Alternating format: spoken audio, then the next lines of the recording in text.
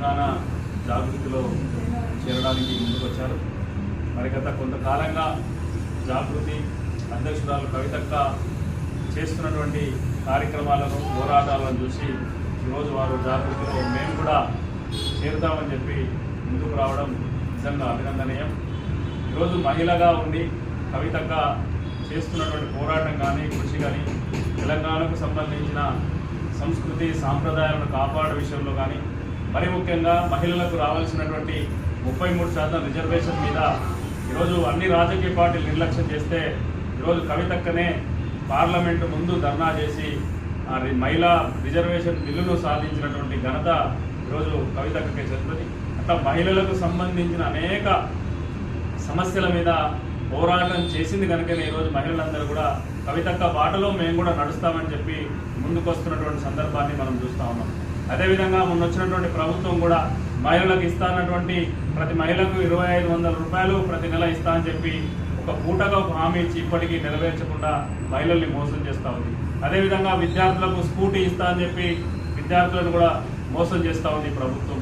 అదేవిధంగా కళ్యాణ లక్ష్మిలో తులం బంగారం కలిపి ఇస్తామని చెప్పి ఆ విధంగా కూడా మహిళలను మోసం చేస్తున్నటువంటి పరిస్థితి మనం చూస్తూ ఉన్నాం. అదేవిధంగా మహిళలకు ఇచ్చినటువంటి అంటే 4000 పింఛన్ ఇస్తే చాలామంది మహిళలకు కూడా ప్రతి నెల 4000 రూపాయల పింఛన్ వచ్చేది.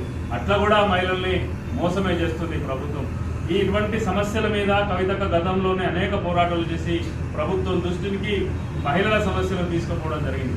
రానున్నటువంటి రోజుల్లో కూడా మరి నేను చెప్పినటువంటి సమస్యల పరిష్కారం కోసం ఖచ్చితంగా మహిళల పక్షాన తెలంగాణ జాగృతి ఉంటుంది, నిలబడుతుంది.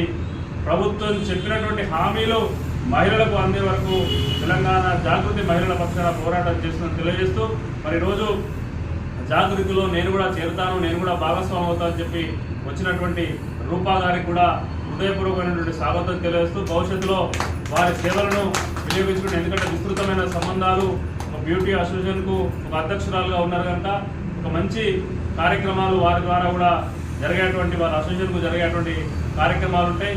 కవితక్క నాయకత్వంలో వాళ్ళ అసోసియేషన్ సభ్యుల బాగు కోసం కానీ, అదేవిధంగా వారి బాగు కోసం కూడా రానున్నటువంటి రోజుల్లో కవితక్క నాయకత్వంలో చేయడం జరుగుతుందని తెలియజేస్తూ ఏది ఏమైనా వారు చేయడం శుభసూచకంగా భావిస్తూ ఇంకా మహిళలందరూ కూడా కవితక్క ఆధ్వర్యంలో రేపు జరిగేటువంటి జాగృతి జనం బాట కార్యక్రమంలో కానీ కవితక్క నాయకత్వం